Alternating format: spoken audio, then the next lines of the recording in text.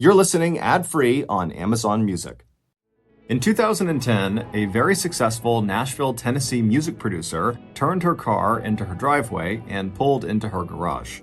After turning her car off, she was about to click her garage door remote again to shut the garage door when she turned and looked out her car's back window, and she saw something very strange sitting there on her driveway. Seconds later, Veronica would be scrambling to get out of her car and inside of her house as fast as she possibly could. Initially, this story will seem fairly cookie-cutter for a true crime story. However, it is not. There is a very unique plot twist at the very end, so stick around to make sure you hear it.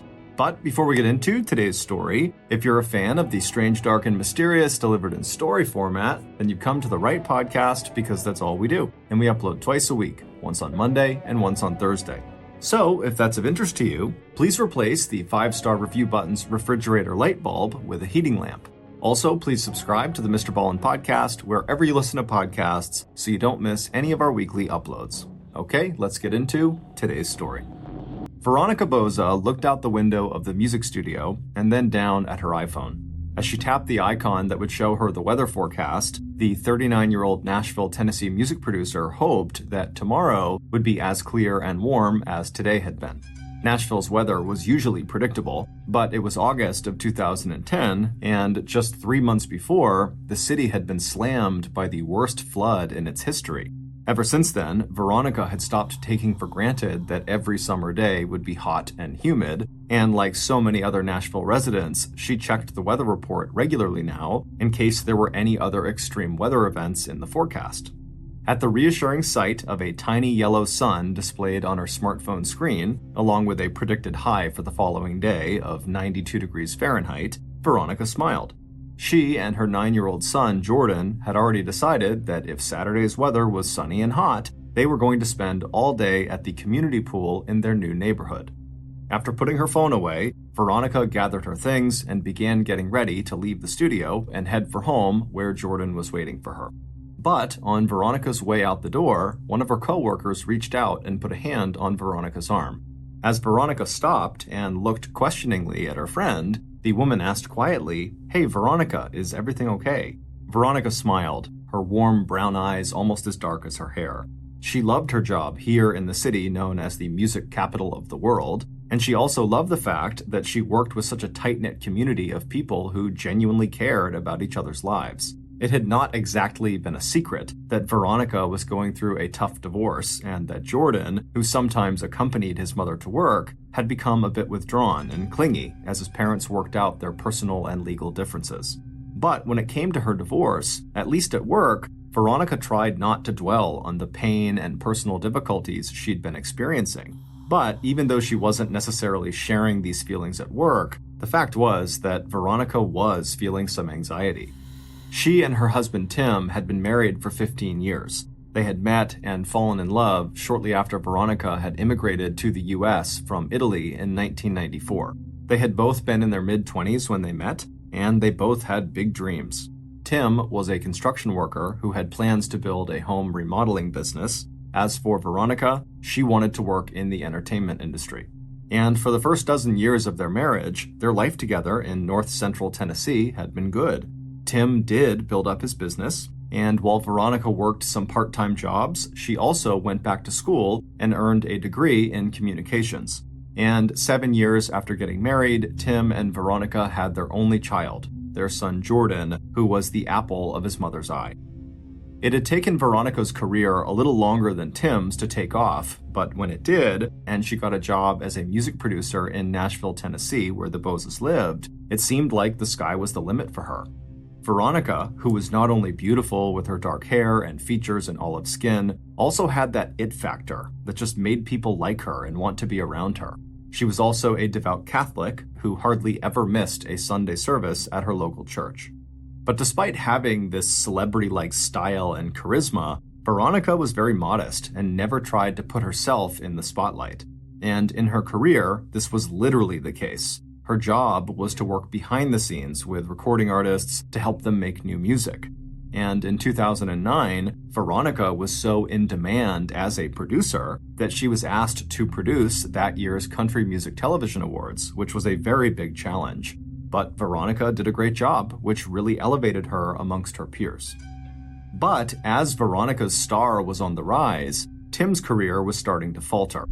And then, starting in 2007, the construction industry was rocked by the Great Recession. That's when the US housing market went from boom to bust, and large amounts of mortgage-backed investments suddenly lost value.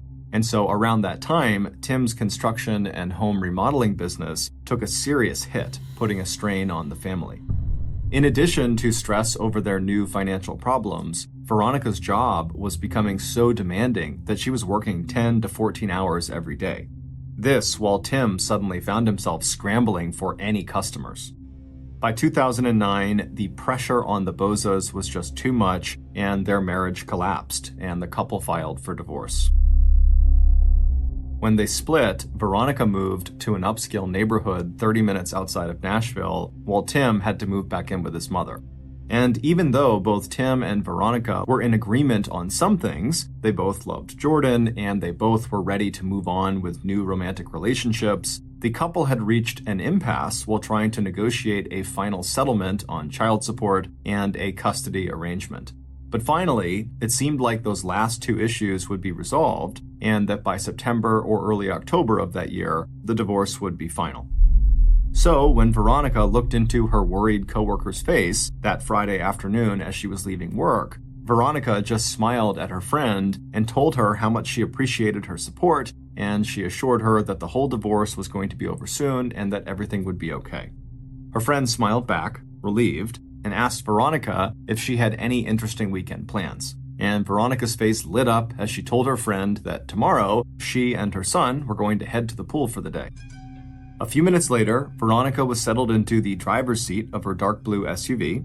She reached into her purse, slipped on her sunglasses, and headed west, away from the noise and honky-tonk glamour of the city to Hermitage, a Nashville suburb named for its main landmark, the plantation where Andrew Jackson, the 7th president of the United States, had lived for more than 40 years. Her destination was a quiet, affluent neighborhood just 7 miles south of the famous plantation, a development called Bridgewater, where Veronica and Jordan lived in a 3-story pale brick colonial-style home with black shutters and a covered front porch supported by 6 white columns. Her 2-car garage was located in the back of the house, and she reached the garage by turning down a narrow dead-end street that ran parallel to the street in front of her house. As Veronica turned down that little dead-end road, she felt the same thrill she'd felt 4 months earlier when she'd bought the house. It was perfect for her and Jordan. Her neighbors were friendly but not intrusive, the wooden fence around her backyard gave her and Jordan plenty of privacy, and the whole place just felt very safe and secure. Veronica turned right into her driveway, and after parking her car in the garage, she headed inside to see her son Jordan. The next day, Saturday, went exactly to plan. Veronica and Jordan drove to the nearby community recreation center where the pools sparkled in the sunshine. As Veronica read and sunbathed, Jordan and the other kids splashed and played in the cool water. By the time they got home that afternoon, Jordan was tired and happy, and Veronica was tanned and rested.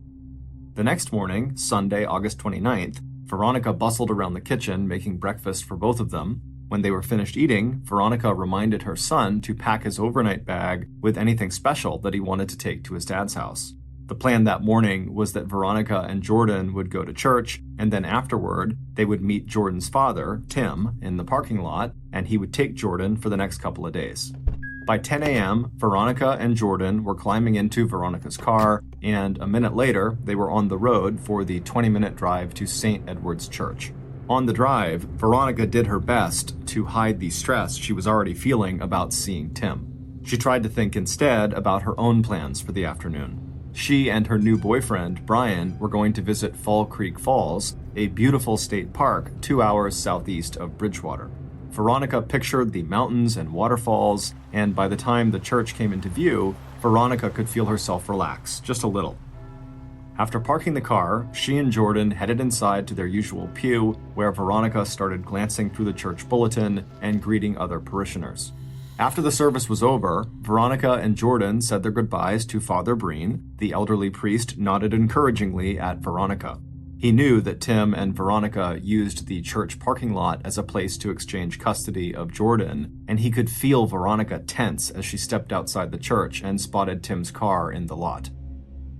Although Tim and Veronica had initially agreed to a 50-50 custody arrangement, Jordan was actually spending substantially more time with his mother than with his father. While Veronica was more than okay with this, she did want her child support payments to Tim to be reduced, so they reflected the actual amount of time that Jordan was spending with his dad. But hopefully, their lawyers could work something out, and soon, because Veronica really, really wanted this marriage to be over. Taking a deep breath, Veronica slipped her hand into Jordan's, and the two of them walked away from the church down the sidewalk to the parking lot. A few minutes later, she and Jordan had reached Tim, and after exchanging only a few curt words with her estranged husband, Veronica gave Jordan a big hug and told him to have a great time with his dad and with his grandmother. Then Veronica turned around and headed back toward her car. As she walked, she looked up and saw Father Brain still standing in the doorway of the church. She waved and smiled at him, and he did the same back. When Veronica reached her car, she climbed inside, turned it on, and then began the 20-minute drive back home. She already missed her son, but she'd be seeing him in a few days. And in the meantime, she did get to have some alone time with Brian. Veronica and Brian were both music and TV producers, and when they'd met about 6 months earlier, the chemistry between them had been instant. And over the last several months, their feelings for each other had only deepened and grown stronger. As Veronica pulled into the Bridgewater neighborhood, she glanced at her watch. It was just after noon. She and Brian had already spoke on the phone earlier that day, and the plan was for him to meet her at her house around this time so they could head out to Falls Creek Falls. Veronica turned down the narrow dead-end street behind her house and then into her driveway. She opened her garage door, she drove inside, and was about to push the garage door remote again to close the garage door behind her when she paused. She had noticed something in her rearview mirror as soon as she pulled into the garage, and so to get a better look, she turned around in her seat and looked out her car's back window. And sure enough, there, outside, on her driveway, was something totally unusual that should not have been there.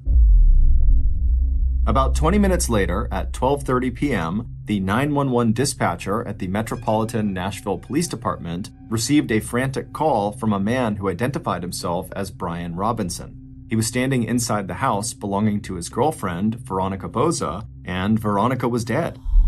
No, he had not checked for a pulse. No, he had not tried to render any medical assistance. Please, he said, giving dispatch the address, just get here. By 12:50 p.m., police cars and medical personnel lined the quiet street in front of the stately pale brick colonial house with more vehicles and flashing lights parked out back in the driveway. The white pillared porch and perimeter of the house were soon cordoned off with yellow crime scene tape. Inside the house, veteran homicide detectives Johnny Crumby and Andrew Injachok stood in the spacious living room looking down at the ruined and mangled body of one of Nashville's rising stars. Veronica lay on her side on the living room floor. Spread out around her on the polished wooden floorboards was a pool of blood that had already started to darken and thicken at the edges. Veronica had been shot at close range at least 4 times. Even without an autopsy report, it was clear from the abrasions on Veronica's forearms, the open door of her car, and the spilled contents of her purse in the garage that Veronica had at first tried to outrun her attacker. But when that didn't work, she had most likely turned and stood her ground, attempting to fight her attacker off. The motive for this crime did not appear to be a robbery, since investigators quickly found money and checks in plain sight in the house, along with $300 in cash inside the kitchen pantry. But a quick check of Veronica's SUV, the garage, her purse pockets and tabletops, as well as drawers, did show that at least one important thing was missing, and that was Veronica's white iPhone.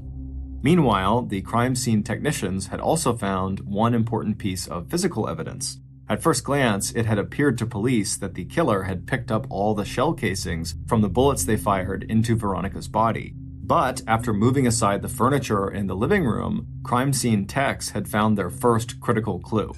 Snugged up against the baseboard behind the white sofa was a single shell casing that the killer must have left behind in their rush to leave the house. Now, looking down at the grisly scene in front of them, even the seasoned detectives were shocked at the brutality of this crime. Although the murder rate in Nashville was almost twice the national average, very few of those homicides were ever committed in affluent neighborhoods like Bridgewater. On the other hand, as these detectives knew, Tennessee was a state that ranked in the top 5 in terms of domestic violence and domestic violence-related homicides. As crime scene technicians began moving through the house, dusting for fingerprints, taking pictures, and marking and bagging evidence, Detectives Crumby and Injachok headed for the back door. The first person they wanted to talk to was Veronica's boyfriend. Not only had Brian found Veronica's body, but his reaction to that discovery had raised some red flags for the detectives. While he had immediately called 911, it was only after the 911 dispatcher had told him to that he had even checked to see if Veronica was still alive. And after telling the dispatcher, no, Veronica had no pulse, Brian had ended the call and then immediately gone into the downstairs bathroom to wash his hands before stepping outside to wait for the police. As detectives stepped outside, they noticed that already Veronica's neighbors had begun to gather in stunned groups at the front and back of Veronica's house. Police knew it would not take long for a sense of fear and anxiety to overwhelm these families who, up until now, had felt so safe in this tranquil suburban haven with its sparkling pool and well-tended nature trails. Standing in the driveway, the detectives spotted Brian, whose apparent shock had now given way to grief. But despite his obvious distress, when the detectives asked Brian to accompany them to the police station for a formal interview, he immediately agreed to the request. Before leaving, the detectives went back inside the house to give instructions for investigators to start interviewing neighbors and putting together a timeline of when the crime had been committed. Investigators also needed to track down Veronica's coworkers and friends in case they had any information that would help police understand what was going on in Veronica's life that might have been a motive for her murder. And they also wanted police to search everywhere for Veronica's phone, along with any other electronic equipment like computers or tablets. Without access to the physical phone, the detectives wanted access as soon as possible to her cell phone records, which would show who she had spoken to that morning, and the records would show when her iPhone had been used last. 15 minutes later, the detectives and Brian walked into the nearby Hermitage police station. Once inside the interrogation room, the detectives did not waste any time. Detective Crumby pressed Brian about his whereabouts that morning and what he saw and did when he arrived at Veronica's house at 12:30 that afternoon. When Brian told them about a phone conversation he'd had with Veronica at about 11:50 a.m. as she was driving back from church, detectives exchanged a meaningful glance. If Brian's phone records confirmed that statement, they had just narrowed down the window of time during which Veronica had been killed to sometime between noon and 12:30 when Brian arrived at the house. That window would be narrowed even further when Veronica's cell records showed that Veronica had made a second call after she talked to Brian. She had called a friend, and this second conversation had ended at 12:08. So if Brian himself was not the killer, then Brian must have arrived on the scene literally just minutes after the killer had left. Hoping to clear his name, Brian tried to offer up any information he thought could be useful to their investigation. He said when he had arrived at Veronica's house, he immediately noticed that her garage door was open and she never left it open. Brian also told detectives that after making that call to Veronica at 11:50 a.m., he had stopped by a convenience store to buy some snacks for him and Veronica to enjoy on their outing they had planned for that afternoon, and he had left that store at 12:15, and he thought maybe the store had a surveillance camera that would back up his story and give him an alibi. As to why he did not try to offer any medical assistance to Veronica, Brian said that when he saw all the blood and bullet wounds, he just assumed that she was dead. And after talking with the dispatcher and checking for a pulse, Brian could not stand to have Veronica's blood all over his hands, so that was why he stepped into the bathroom to wash them. Brian then told police that the person they should be interviewing was Veronica's estranged husband, Tim. Brian told detectives that the couple was in the middle of a bitter dispute over money and custody arrangements, and so Tim would have a lot more reason to kill Veronica than he, Brian, would. Before letting Brian leave the station, police requested a DNA swab, fingerprints, and access to Brian's phone records, and Brian complied right away. While detectives did not have any evidence that would allow them to detain Brian, they also did not have any evidence that completely eliminated him as a suspect. After ending their interview with Brian, the detectives again moved quickly. They wanted to talk to the next person of interest on their possible suspect list. Hopping into their car, they headed north to tell Tim Boza that his wife had just been murdered.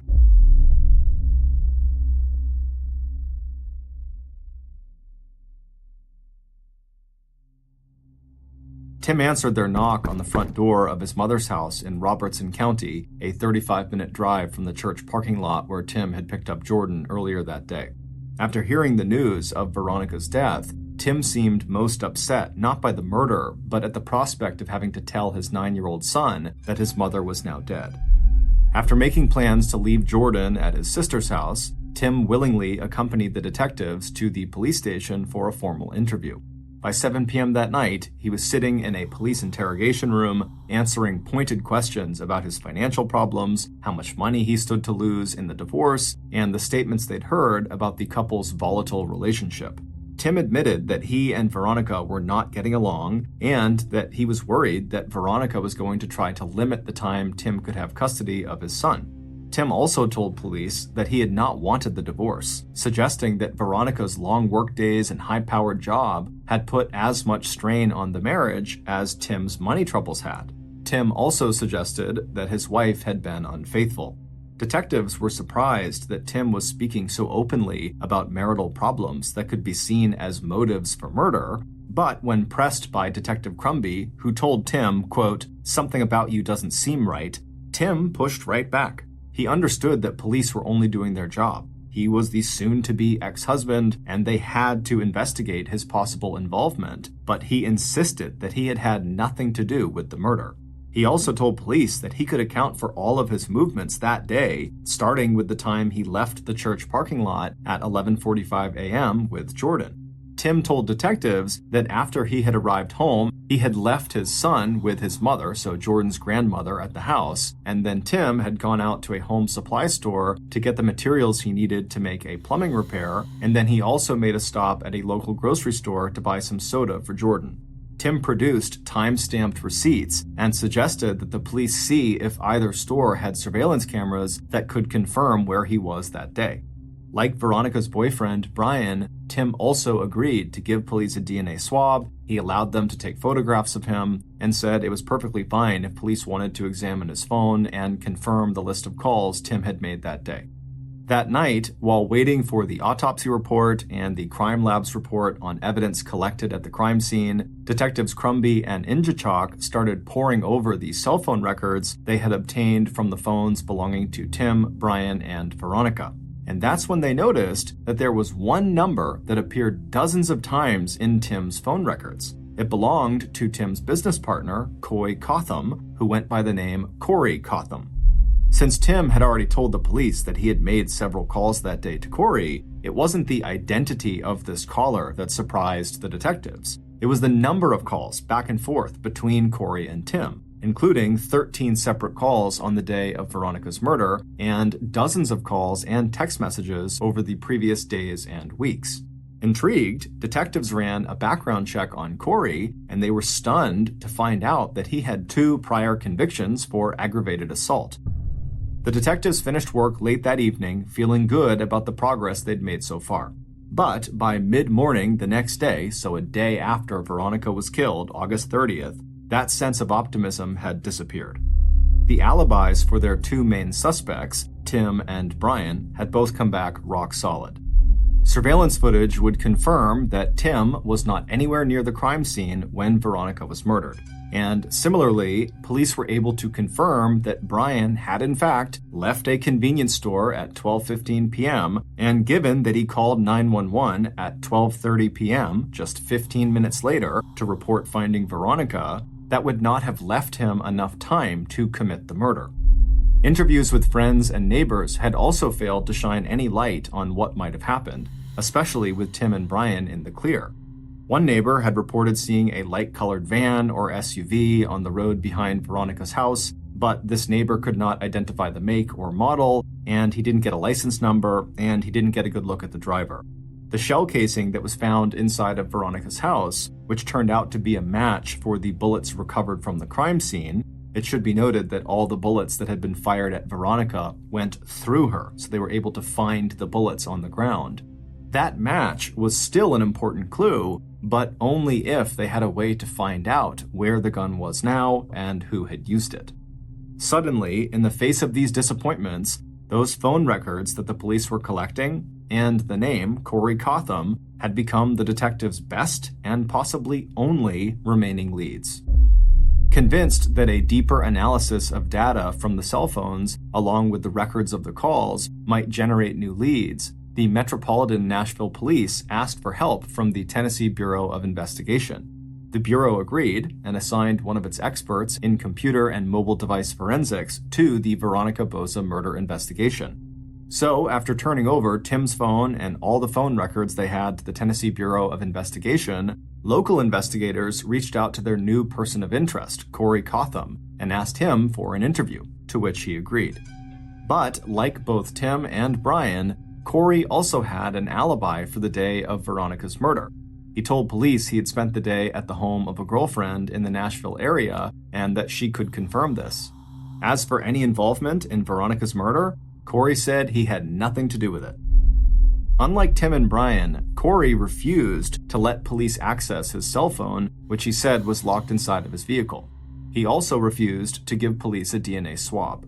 The detectives, who now wondered if maybe Corey had also been involved in some kind of a relationship with Veronica, responded by getting a search warrant that would allow them to impound Corey's car and examine everything inside of it, including his phone. They also got a warrant for a DNA swab and photographs of Corey. Detectives now had their suspicions about Corey, but no hard evidence that connected him to Veronica's murder. So Corey, like Tim and Brian, was allowed to leave. After searching Corey's car and retrieving his phone, detectives immediately turned it over to the Tennessee Bureau of Investigation, and then the detectives turned their own attention to investigating Corey's alibi. Using the phone number Corey had given them, they contacted Corey's girlfriend in Nashville, Jenny Addington, who agreed to meet them in the parking lot of a shopping mall near her home. And then, once again, detectives hit a dead end. According to Jenny, she had worked an overnight shift on the night of August 28th, and then when she came home the next day at 7 a.m. on August 29th, so the day Veronica was killed, Corey was sleeping in her bedroom.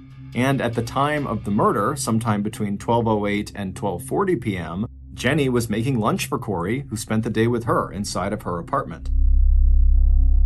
On September 5th, 6 days after Veronica's murder, Nashville's music community turned out in force to attend Veronica's funeral service. Also in attendance were Tim and Jordan, as well as Veronica's boyfriend, Brian, and police. But the only intel officers picked up was a rising murmur of concern and fear. What had really happened to Veronica? And could her murderer be right here in this church right now? It wouldn't be until 6 days after that funeral service that investigators would get a phone call that would finally give them the answers to those questions and would break the homicide case wide open. On Saturday, September 11th, exactly 2 weeks after Veronica's murder, Corey's Nashville girlfriend, Jenny, called the Metropolitan Nashville Police Department and asked to speak with Detectives Crumby and Injachok. She told the officer who had picked up her call that she had not been entirely truthful with the detectives when she had spoken to them last, and now she was terrified and she wanted to come into the police station and tell the detectives what she actually knew. Based on the new statement Jenny would make to detectives on September 11th, along with an analysis of cell phone data that would map out the actual physical location of Veronica's iPhone both before and after her murder, this is a reconstruction of what actually happened to her on the day she was killed. Sunday, August 29th was hot and humid, but inside of St. Edward's Catholic Church in Nashville, the air was cool, and as the 10:30 a.m. Mass came to an end, Veronica felt a sense of peace settle over her. She sat quietly for a moment with her son Jordan, exchanging goodbyes with other parishioners and waiting for the pews to clear before she and her son also slipped out into the center aisle and began making their way to the big doors at the back of the church. As Veronica and Jordan passed by Father Breen on their way outside, Veronica stopped for a second to shake hands with the priest. She had been so grateful over the past year for his support and encouragement. Now, as she glanced toward the parking lot where she knew Tim would be waiting, Father Breen smiled and gave her hand an encouraging squeeze. Veronica smiled back and thanked him again for his prayers and blessings before stepping from the dim interior of the church into the sun and heat. Outside, Veronica's killer watched from a distance as Veronica and her son walked hand in hand across the church parking lot to where Veronica's estranged husband, Tim, waited for them, his arms crossed, leaning against the side of his car. The killer had already spent hours following Veronica on other occasions, still waiting for the right opportunity. But this morning's setup looked promising. The child would be out of the picture, and as Veronica turned away from Jordan and Tim to walk over to her own car, she looked relaxed and didn't even seem to notice her surroundings or her killer. And that was unusual because Veronica's killer was such a big guy, he was 6'5" tall and nearly 300 pounds, that people did tend to notice him wherever he went, and usually he welcomed the attention, just not now. The killer smiled, satisfied with how things were going so far, and watched as Veronica pulled her phone out of her purse and started tapping her screen as she walked the final distance across the lot to her car. A few moments later, Veronica disappeared into her SUV and started up the engine. As she maneuvered her car out of the parking lot and out onto the expressway that was the fastest route from the church to her home, where she and her boyfriend Brian would soon meet, Veronica did not notice the light-colored large SUV that had slid into the lane several cars behind her. The killer knew where Veronica was headed next, and so he quickly passed her vehicle and rushed all the way to the turnoff into her neighborhood, the Bridgewater development, before Veronica got there. By now, the killer had spent enough time spying on Veronica that he knew she liked to park inside of her garage, and then she would enter her house through the door in the garage that connected to the kitchen of the house. The killer also knew that Veronica always immediately closed the garage door behind her after she pulled her car inside. So he pulled into a nearby alley and waited, knowing that he would have to move very quickly once she arrived and pulled her car down the driveway into the garage so that he did not get blocked out by the closing garage door. And sure enough, as soon as Veronica arrived at the development and pulled into her driveway, her killer was on the move. As the garage door slowly opened, he pulled his van right into the driveway behind her. He caught a quick glimpse of Veronica's face in her rearview mirror, and he saw her eyes widen in sudden alarm. Then he was out of his car, gloves on, hat pulled down low, and a tactical sleeve covering most of his face. As the man calmly walked with great long strides into her garage, Veronica scrambled out of her car, dropping her purse and all of its contents onto the floor. Then she stood up and ran to the door that connected the garage to her house, and she opened it up. But before she could get through that door and lock it behind her, her attacker had lunged and caught her by the wrist. Adrenaline now flooding through Veronica's body, she twisted violently out of his grasp and then flung herself forward, falling first into the kitchen, and then after getting back onto her feet, she lunged even farther into the house, into the living room. As she did this, she and her attacker, who was still right behind her, smashed into tables and chairs and paintings and knocked things off counters and tabletops in the wall, until finally, in the living room, Veronica's killer grabbed hold of her arm again, and he spun Veronica around to face him while he simultaneously raised his pistol and began firing. At least 4 shots were fired from the killer's high-point semi-automatic weapon. One of the bullets hit Veronica's right shoulder and arm, breaking bones before exiting her body. A second bullet entered above and behind her left ear and then exited on the other side of her head between her right ear and forehead. Another bullet that had entered her left ear ricocheted inside of her skull and then exited just above her right eye. The killer, seeing Veronica now bleeding out on the polished wood floor of her living room, knew without a doubt that the 2 shots he had fired into her head were lethal. Pausing only to catch his breath, Veronica's killer quickly scooped up the spent shell casings from the floor before taking off back to the garage and grabbing Veronica's white iPhone off the garage floor before jumping into his large SUV. Later that day, the killer would call a friend and ask for instructions on how to unlock an iPhone and also how to remove the battery from an iPhone. But for now, as he was making his escape, the killer simply powered off Veronica's iPhone, put it in his pocket, and then drove as casually as he could out of the Bridgewater development and headed back to the expressway and began driving towards Nashville. Earlier that same morning, Jenny arrived home from her overnight shift, not at 7 a.m. as she had first told detectives, but at about 9:30 a.m. Her boyfriend, Corey, was not there at the time. Tired, Jenny immediately showered and then went right to bed. Because she lived with roommates that she did not entirely trust, Jenny actually kept her handbag with her in the bed as she slept. It contained her wallet and her car keys. At some point that morning, shortly after Jenny had climbed into bed, Jenny woke up to find Corey bending over her. When he kissed her and told her he was going out for a little while, she wondered sleepily if he was also slipping his hand under her covers to grab the keys to her minivan. But since her only concern at the moment was just to go back to sleep, Jenny turned over again and closed her eyes.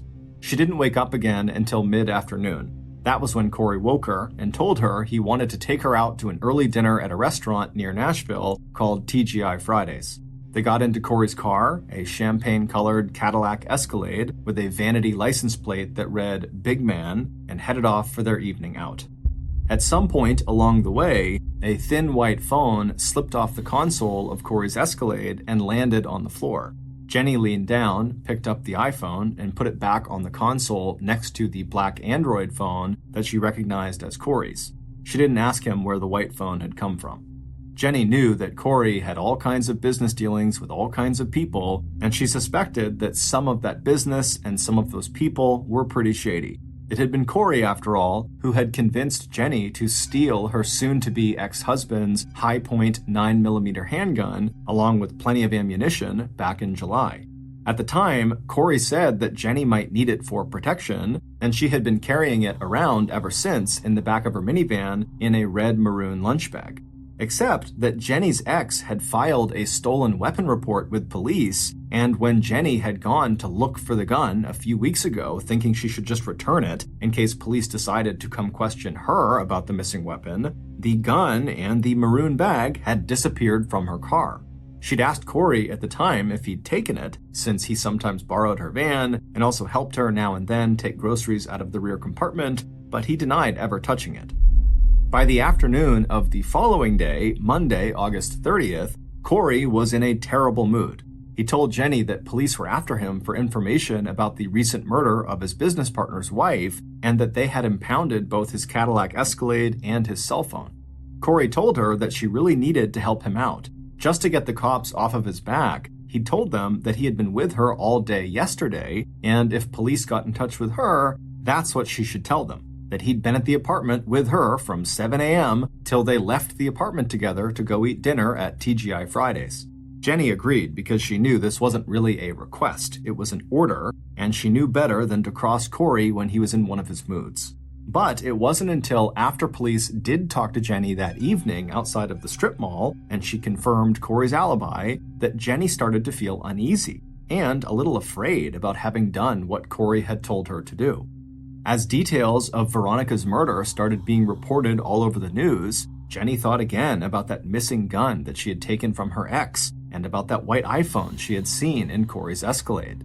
And then things got even worse. It turned out that one of Corey's acquaintances had told police that Corey had asked him to clean a high-point pistol for Corey and that Corey had brought the weapon to him inside of a maroon lunch bag. And shortly after that development, Jenny had overheard Corey making plans to leave the United States for Barbados, an island country in the West Indies. Worried that she was about to get caught in the middle of a legal mess, and increasingly afraid that Corey was the person who had taken that gun out of her minivan, Jenny decided she had to come clean to police about Corey's alibi. So on September 11th, Jenny called the Metropolitan Nashville Police and told Detectives Injachok and Crumby the truth about Corey's alibi. That on the morning of Sunday, August 29th, Jenny had no idea where Corey was between 7 a.m. and mid-afternoon when he woke her up to bring her to TGI Fridays. After this admission, Jenny agreed to fully cooperate with police. She also agreed to a DNA swab and allowed police to examine her phone. and police quickly ruled Jenny herself out as a suspect since her phone was nowhere near the crime scene when Veronica was murdered. But what Jenny didn't know when she called the detectives to tell the truth was that the police had actually already come to the conclusion that Corey had to be the killer. According to the phone forensics expert from the Tennessee Bureau of Investigation, on the day of Veronica's murder, even though her phone had been powered off, they were able to track its position. And on that day, after her death, Veronica's white iPhone followed the exact same track as another phone. And that phone was Corey's black Android. It would turn out Jenny's suspicions were correct. Corey had indeed taken the gun from the back of her minivan, and he had used that gun to kill Veronica Boza. He would be arrested on September 21st, 23 days after the murder. But that was not the end of this murder investigation, because police were about to uncover one final unbelievable twist to the Veronica Boza homicide, which was literally the kind of thing you would expect to see in a movie. It would turn out Corey was not Veronica's only killer. Although this other killer was far away from the Bridgewater development at the time of the crime, and he never so much as touched the weapon that was used to kill his wife, it was Tim Boza, Veronica's estranged husband, who had first planted the idea that led to Veronica's death. Back in late June, early July, bitter and broke over a divorce that looked like it would end with him getting less time than he wanted with his son and less money than he wanted from Victoria, Tim and his business partner and best friend, Corey Cotham, who was also broke and also facing relationship issues, started talking about a crisscross murder scheme, just like the one that Hollywood actors Danny DeVito and Billy Crystal played out in the 1987 comedy thriller Throw Mama from the Train, where Billy Crystal's character agrees to murder the mother of Danny DeVito's character, and Danny DeVito's character agrees to murder the wife of Billy Crystal's character. But unlike in the movie, where neither the overbearing mother or the deceitful wife is actually killed, Corey and Tim decided they should do this and actually follow through. The plan was that Corey would kill Veronica for Tim, which he did, and in exchange, Tim would kill the ex-husband of one of Corey's girlfriends for Corey. However, Tim did not get a chance to commit that murder before they were caught. And although Tim later denied that the two men had any kind of formal agreement to carry out either murder, investigators would go on to find plenty of evidence to the contrary, at least when it came to the murder of Tim's wife, Veronica. That evidence included the 13 phone calls that Tim and Corey exchanged on the day Veronica was killed, along with several text messages in which the men planned the murder. And just after the murder, Tim got an update from Corey saying, quote, "It's done." It would turn out that in addition to just wanting their respective kill targets erased because of the trouble they were apparently causing them, both men, Corey and Tim, had a big financial motive to carry out the murders. Specifically, the murder of Veronica. Corey expected to be paid $35,000 for killing Veronica, and Tim, who knew if Veronica was killed before their divorce finalized, would be the beneficiary of his wife's $550,000 life insurance policy. The Boza's financial planner later testified that on the day of Veronica's funeral, Tim had approached him immediately after, asking when Tim could expect that life insurance payout. In February of 2012, Corey Cotham was convicted of first-degree premeditated murder and, quote, especially aggravated robbery, and was sentenced to life without parole plus 25 years. 6 months later, in October, Tim, who had testified against Corey at Corey's earlier trial, was sentenced to life in prison as well, but with the possibility of parole after 51 years. As of 2021, Veronica and Tim's son, Jordan, was living with an aunt in Tennessee and was going to college. Scattered across the North American continent are many ghost towns, places that used to be vibrant and alive that are now dead and abandoned. In these places, you can find old churches and buildings and schools that are usually in a pretty significant state of decay. The reasons a town might die varies. Sometimes it's because a new railroad or highway is put in that bypasses the town, or the town has just exhausted all of their natural resources, which were the original draw to the town. Mining towns are a good example of that. Other reasons are wars, natural disasters, political wranglings. There's a whole bunch of reasons why towns just suddenly stop existing. But there's one ghost town in North America that has a really unique and very dark reason for why it ultimately was abandoned, and that town is Portlock, Alaska. Portlock, which is also called Port Chatham, is located on the farthest southwestern tip of the Kenai Peninsula. It's easily one of the most beautiful areas in all of Alaska, but it also happens to be very remote. And Portlock specifically, even by Kenai standards, is considered extremely remote. You can only get there by boat or by bush plane.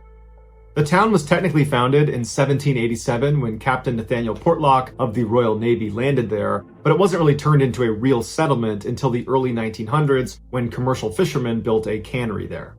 By 1921, the town's fishing economy was doing so well that the US government believed they would be the next major commercial fishing hub, and so they actually established a post office there. Everything seemed to be going great for Portlock until the 1930s when rumors began seeping out along the Kenai Peninsula that there was something wrong with Portlock. Men from this cannery town were going missing at an alarming rate, and the few that were found again were always found dead and mutilated in a nearby lagoon. Initially, the townspeople believed these were bear attacks, but the natives of the Kenai Peninsula that found out about what was happening in Portlock, they stopped by and they said, those are not bear attacks. Those are almost certainly attacks by a creature we call the Nantina, which means half man, half beast. And they are tall, two-legged, hairy creatures that live in the forest right near you.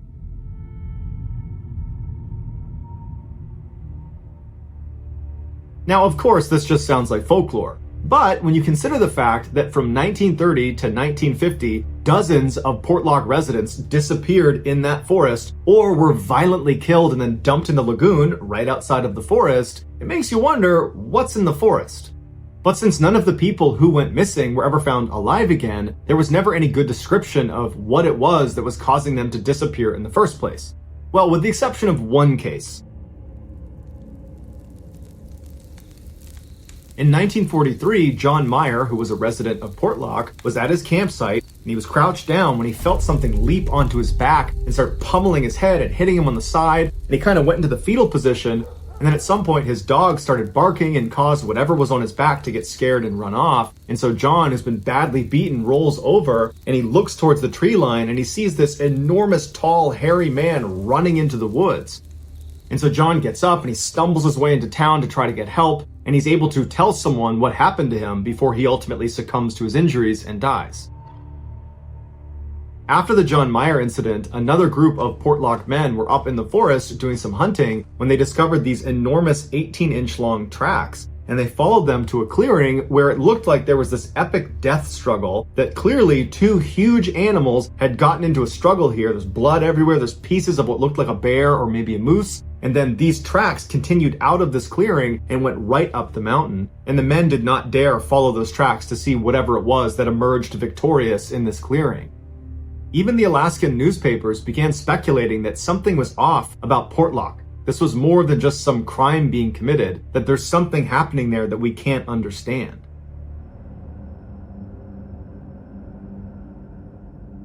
And so by 1949, when people were still going missing mysteriously in the forest, and then other people were turning up dead and mutilated in the lagoon, the townspeople said, enough. This is an unsafe place to live. We don't know what's causing this, but we have to leave.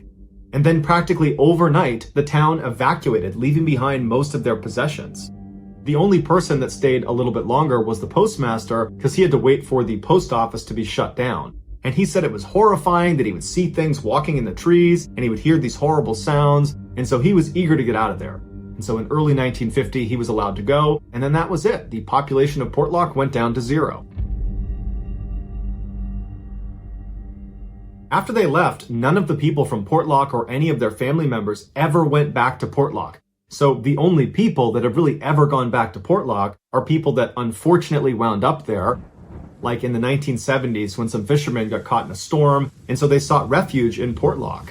But after setting up their camp, they saw something huge walk past them in the tree line, and it apparently was so terrifying that they literally packed up their camp, went back in their boat, and then went back out into the storm to avoid whatever it was they saw. Besides the fishermen, the only people that have gone to Portlock are people that want to come face to face with whatever it is that drove the people out of that town. But to put in perspective how few people do that, there's almost no modern photographs or videos of Portlock. But there is one very eerie modern photograph of this building that's right in the heart of Portlock. It's one of the very few buildings that didn't collapse, and it's located right next to the forest where many of the men who went missing were last seen. And it's also not far from the lagoon where many of the dead men and dead people that were taken were found. And even if you don't believe there's some nun Tina running around the forests of Portlock, you have to understand that something was killing and taking these people, and to date, we still have no idea what it was.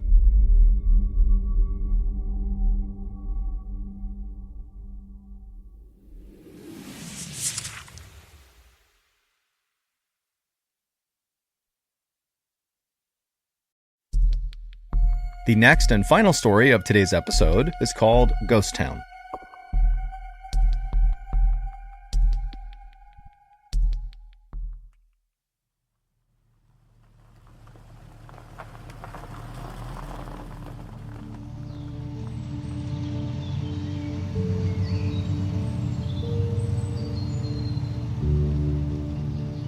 It was a bright summer day in 1906, and Dr. William C. Clark and his wife Harriet were driving slowly through a beautiful part of northwestern Connecticut called Litchfield County. Litchfield is a rural, very hilly area with lots of winding country roads, and the Clarks were there to try to scout out an area to build their second home.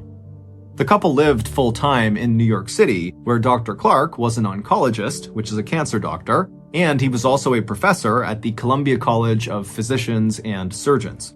And while the Clarks' lives were very exciting and fulfilling in the city, they were also very hectic and chaotic. And so the reason they had settled on Litchfield as the place to look for a location for their second home is because it was the total opposite of the city. It was quiet, it was peaceful, it was perfect. And so as this couple from New York City drove along these winding backcountry roads, they eventually reached this beautiful covered wooden bridge, and after they drove across it, they got this view up onto this mountainside off to their right, and high up on this mountain was this huge, shaded, beautiful forest.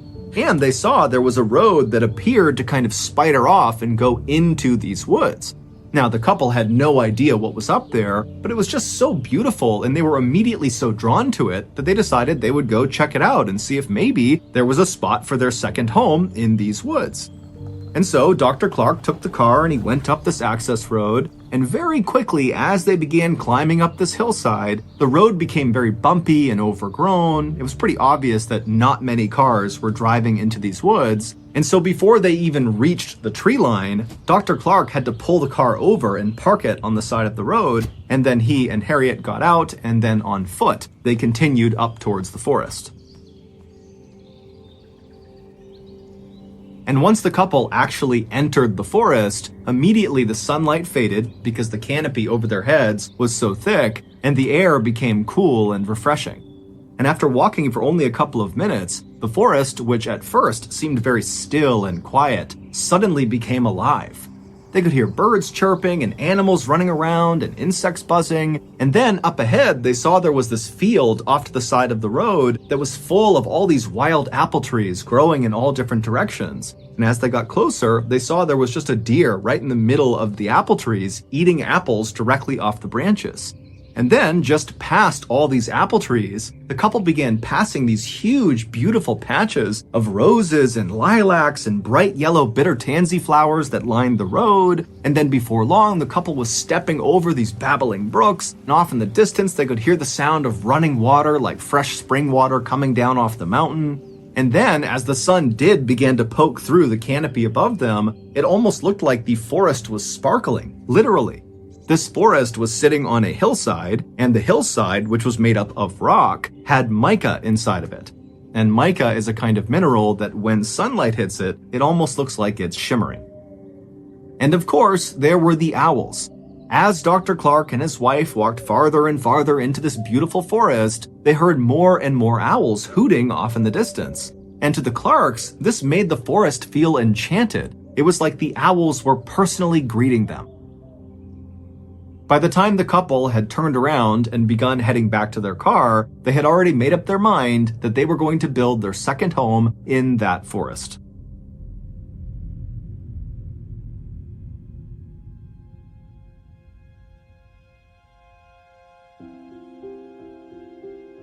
And so, after returning to their home in New York, they promptly put in the paperwork to purchase 1,000 acres inside of that Connecticut forest. And that forest had a name. It was called Dark Entry, and it was named that because it looked like from the outside, the forest was basically dark all the time. There was shade cast on it from mountains nearby, and then also the canopy inside of Dark Entry is exceptionally thick. At one time, there actually had been a town inside of Dark Entry Forest. However, all the people who had lived in that town were now all gone. The only remnants of this town were a couple of crumbling stone walls and a couple of home foundations that were scattered about the Dark Entry Forest floor. The Clarks had seen some of these ruins as they walked along this overgrown path through the forest, but they weren't concerned. Instead, they felt like these ruins actually added some charm to the forest. After the land purchase was finalized, Dr. Clark began looking for local builders in Connecticut who could help him build this second home inside of Dark Entry Forest. But no matter how much money he offered these local Connecticut builders, they all said no. Now, none of them gave a straight answer to Dr. Clark about why they were turning him down, so Dr. Clark just kind of assumed that, hey, this project is not huge, it's just one house, and the forest is pretty isolated and hard to get to, and so he thought, probably these builders think it's not worth the effort. But Dr. Clark was not discouraged. He decided he would just build the house himself. After all, he was a very handy, competent guy who had grown up on a farm in New Jersey, and so he knew how to build things. And so, for the next several months, Dr. Clark would travel from New York City to Dark Entry Forest every weekend, and he would build this home. First, he cut down this massive swath of hemlock trees on this one flat patch of his land, and then with all this lumber he had cut down, he built his rustic two-story cabin on this flat part of his land. And then nearby on this hilltop, there was a freshwater spring at the top, and so he laid piping from the spring into his cabin so they could have fresh water. And then at the bottom of this nearby hill was this brook, and Dr. Clark loved just standing and watching this brook because inside of it were all these trout that would dart all around. And so Dr. Clark built a swimming pool with beautiful mossy embankments right up against this brook so he could sit there and watch the fish. By Thanksgiving of that year, the cabin was done, and so Dr. Clark and his wife Harriet, they stayed at the cabin to celebrate the holiday. And as they were sitting in their swimming pool watching the trout and listening to the owls hoot off in the distance, they both agreed that this second home was like their little piece of heaven. So, every summer from there on out, and every major holiday that they could manage it, the Clarks would travel to their home in Dark Entry Forest, and they would swim and hike and relax, and they'd watch the leaves on the mountainside turn from green to bright yellows and oranges and reds. It was perfect. That is, until 1918. That summer, the couple was in their second home in the forest when Dr. Clark was suddenly called back to New York to attend to a medical emergency. Harriet was very upset at the prospect of suddenly being left alone in this cabin in the middle of the forest by herself for who knows how many days. And so when she dropped her husband off at the nearby train platform, she made him promise that he would come back soon, and he said he would. And then Dr. Clark got on the train, it took off, and Harriet just stood there with her arms crossed, watching it as it chugged along off into the distance.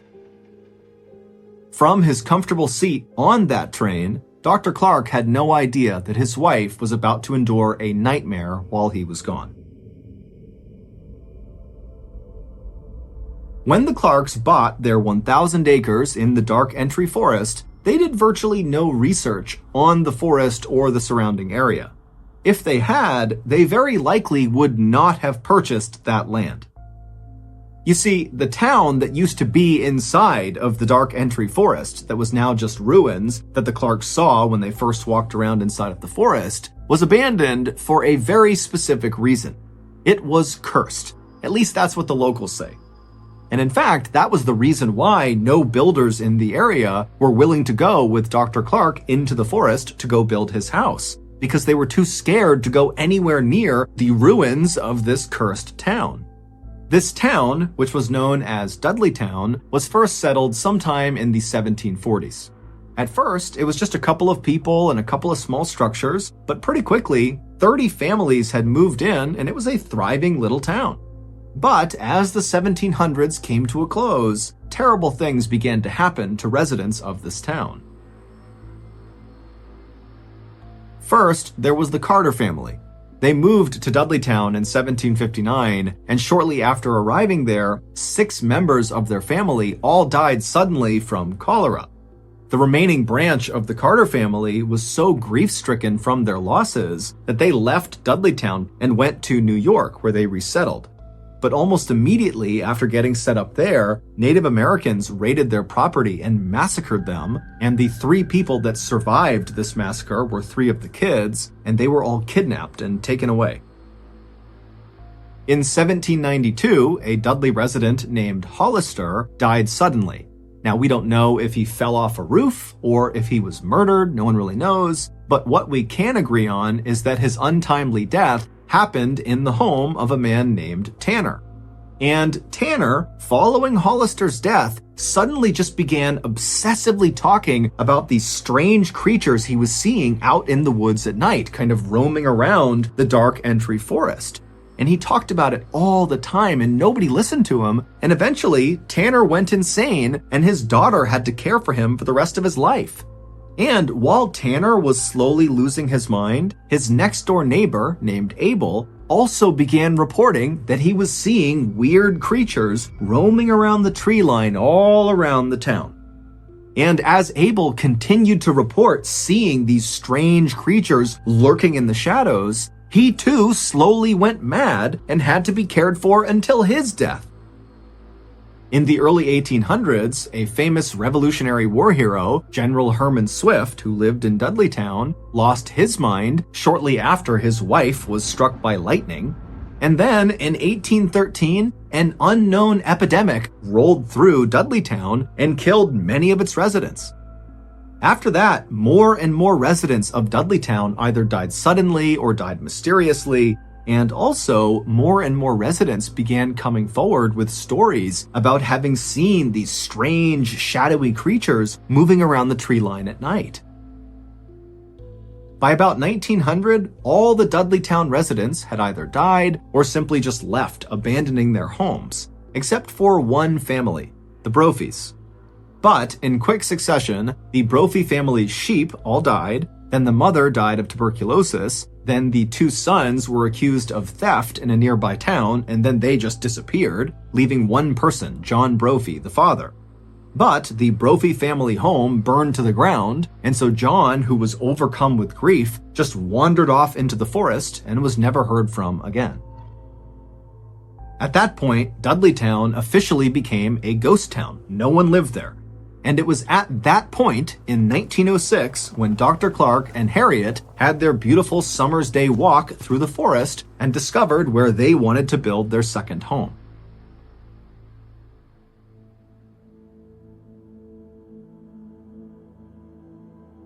So, fast forward back to 1918, and Dr. Clark, he's on his medical emergency leave to New York. It winds up being very quick. He's back on a train within 36 hours, and he pulls into the station right near Dark Entry Forest, and he's expecting to see Harriet waiting on the platform for him. But when the train rolled into the station, she wasn't there. Now, Dr. Clark was not a superstitious person, but for some reason, when he didn't see his wife there, he just felt like something was off. There's no reason she wouldn't have come out here to greet him. I mean, she was worried about being all alone in the cabin, and she knew he was going to be arriving at that moment. And so, feeling a little bit panicked, Dr. Clark left the train station and on foot made his way over to the Dark Entry Forest. And when he got there and began walking on that overgrown road path that led to his house, immediately as soon as he was within the shade of the trees, he began hearing these owls hooting very loudly off in the distance. Now, normally, the sound of these owls hooting made him feel welcome, but this time he felt scared. He felt like something was wrong up ahead. And so he began jogging through the forest, and it's very dark, and all he can hear is the sound of these owls, and it's getting louder and louder and louder. And then finally he reaches the clearing where his property is. And at this point, it's a cacophony of owls hooting practically right on top of him. And he looks up towards his house up on this hill, and he sees the front door is slightly open. And so now, with his heart racing, wondering what's going on with his wife, Dr. Clark runs up to his front porch, he gets to the door, and he flings it open the rest of the way, and then right before he stepped into his house, this sudden high-pitched noise began up on the second floor inside of his house. And it was so startling to Dr. Clark that he just froze where he was. And so suddenly it's so loud from the owls all around him and the woods behind him and whatever this noise is that he just stood there unsure what to do. And so as he's sitting there getting the courage up to go investigate his house, he realizes what this high-pitched noise is. It's the sound of maniacal, insane laughter coming from the second floor. Sensing his wife had to be in danger, the doctor charged up the nearby steps up to the second floor, and he could tell this laughter, this high-pitched laughter, was coming from the master bedroom. And so he ran down the short hallway, he got in front of the closed door that led into the master bedroom, he slowly opened it up, and there, in the back corner of his room, was his wife. She was on the ground, rolled up in a ball, facing the door. Her hands were clenched in fists, her eyes were open and unblinking, and her mouth was open wider than was humanly possible. And as he's staring at his wife, wondering what's going on, he realizes this insane, high-pitched laughter is coming from his wife. But it doesn't even look like it's coming out of her. Her chest is just heaving, her mouth is staying open, and the laughter is just coming out of her. And so the doctor just stood there watching his wife who's staring directly at his eyes. And finally, he just got so scared, he turned and he ran.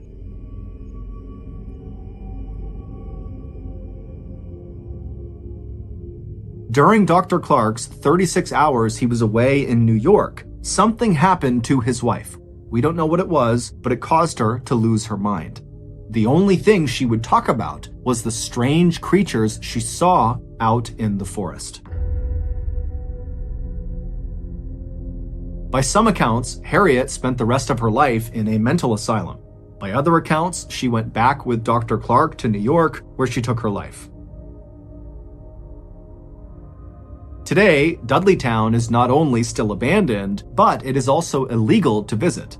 However, people do still sneak into Dudleytown and walk around the ruins, and many of them have reported feeling these pockets of cold air where there shouldn't be cold air, and also some others have said, as they've been walking, they've felt phantom hands slap them and push them. Some have said they've taken photographs inside of the Dark Entry Forest near Dudleytown, and they've captured strange, shadowy figures that they couldn't see with their naked eye. The famous paranormal couple, Ed and Lorraine Warren, shot a special series in the 1970s inside of the Dark Entry Forest, and they declared the area around Dudleytown was demonically possessed.